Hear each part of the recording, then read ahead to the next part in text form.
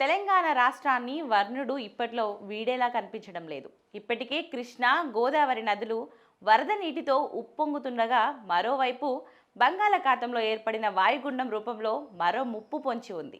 దీని ప్రభావంతో శుక్ర శని వారాలలో రాష్ట్రంలోని కొన్ని జిల్లాలలో భారీ నుంచి అతి భారీ వర్షాలు కురిసే ప్రమాదం ఉందని హైదరాబాద్ వాతావరణ కేంద్రం హెచ్చరించింది. ఇక ప్రజలు అప్రమత్తంగా ఉండాలని అధికారులు సూచిస్తున్నారు.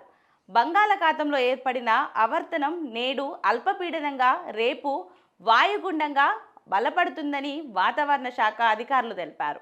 ఇది శనివారం నాటికి తీరం దాటే అవకాశం ఉందని, దీని ఫలితంగా శనివారం వరకు రాష్ట్ర వ్యాప్తంగా తేలికపాటి నుంచి మోస్తారు వర్షాలు, కొన్ని చోట్ల భారీ వర్షాలు నమోదవుతాయని అంచనా వేశారు. ఇక మరోవైపు ఎగువ రాష్ట్రాల నుంచి వస్తున్న వరద ప్రవాహంతో రాష్ట్రంలోని ప్రధాన ప్రాజెక్టులు జలకలను సంతరించుకున్నాయి. కృష్ణా బేసిస్లోని వరద ఉధృతి కొనసాగుతుంది. నాగార్జున సాగర్ ప్రాజెక్ట్ పూర్తి స్థాయి నీటి మట్టానికి అత్యంత చేరువలో ఉంది. బుధవారం సాయంత్రం నాటికి ప్రాజెక్టులోని 3.66 లక్షల క్యూసెక్ల నీరు వస్తుండగా దాదాపు 3.20 లక్షల క్యూసెక్ల నీటిని దిగువకు విడుదల చేస్తున్నారు. శ్రీశైలం జలాశయానికి సైతం భారీగా వరద వస్తుండటంతో వచ్చిన నీటిని వచ్చినట్టే సాగర్కు వదులుతున్నారు. ఇక మహారాష్ట్ర నుంచి వస్తున్న వరదతో బాసర వద్ద గోదావరి ఉగ్రరూపం దాల్చింది. దీంతో భక్తులు పుణ్య స్నానాలు ఆచరించే స్నానఘట్టాలు పూర్తిగా నీట మునిగాయి. సింగూర్ ప్రాజెక్టుకు కూడా వరద పోటెత్తుతుంది. అధికారులు మొత్తం 8 గేట్లను ఎత్తి